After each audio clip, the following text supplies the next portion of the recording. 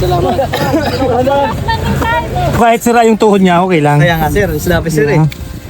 Snap yan. Talagang ano. Tagisan ng husay at kasanayan sa pakikipaglaban ang ipinamalas ng Spear Troopers sa kauna-unang Isarog Challenge ng 9th Infantry Division na ginanap sa Camp Elias Angeles nitong Huwebes, Mayo 7. Ang Isarog Challenge ay naiba sa ating nakasanayan ng challenges or competitions before. Hindi lamang ito susukat sa ating mga lakas o bilis, kundi sa kakayahan nating mag-isip ng mabilis at mapagtagumpayan ang bawat hamon ng may pagkakaisa at kahusayan. Sapagkat sa bawat misyon at operasyong ating sinasagawa, ang tunay na tagumpay ay hindi lamang nakasalalay sa isang tao, kundi sa isang unit na nagkakaisa at may iisang layunin. Sa ilalim ng matinding init ng araw, buong tapang na hinarap ng mga kasundaluhan ang iba't ibang hamon na sumubok sa kanilang bilis, disiplina, katatagan at kakayahang tumugon sa mga sitwasyong pang-operasyon. Kabilang sa mga challenges ang Tactical Combat Casualty Care o TC3, Obstacle Course, Warriors Fitness Test o POWFIT at Weapons Proficiency. The best to kasi kumbaga yung squad nagkakaroon sila ng magandang banding at nakikilala nila yung isa't isa sa mga ganitong activity. Napakagandang challenge sa amin mga Philippine Army.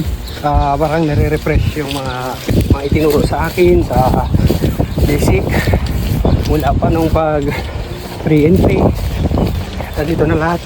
Pati yung mga bago nating exercise. 6 na kumpanya na binubuo ng 12 squads ang nagpaligsahan at nagpakita ng matinding determinasyon at teamwork sa anumang misyong ipagkakatiwala sa kanila.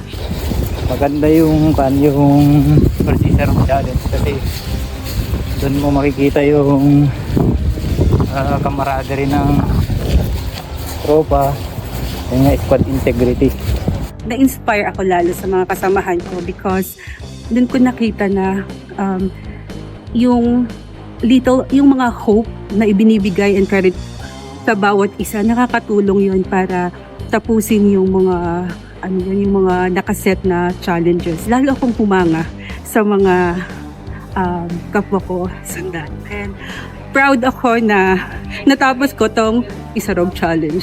Ayon sa pamunuan ng 9th ID, ang First Isarog Challenge ay bahagi ng patuloy na pagpapalakas sa kahusayan ng mga sundalo upang mapanatili ang mataas na antas ng kahandaan sa laban at maipakita na ang bawat Spear Troopers ay handang tumugon at lumaban anumang oras. Bilang ikaw isang simple competition, ito ay sinisimbolo sa ating hangarin na patuloy pa natin pag-usahin ang ating kakayahan.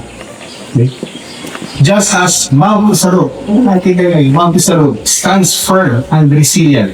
Sa pamagitan ng First Isarog Challenge, muling ipinakita ng 9th ID na ang kanilang kasundaluhan ay patuloy na sinasanay upang maging mabilis, matatag at laging handa sa pagtupad ng tungkulin. Isang malinaw na mensahe na nananatiling preparado ang hukbo na ipagtanggol ang kapayapaan at seguridad sa riyon. Sa aktibidad na ito, hindi lamang lakas at disiplina ang ipinakita ng Spear Troopers, kundi ang kanilang matatag na samahan, dedikasyon sa tungkulin at kahandaan sa paglilingkod sa bayan sa anumang oras at sitwasyon.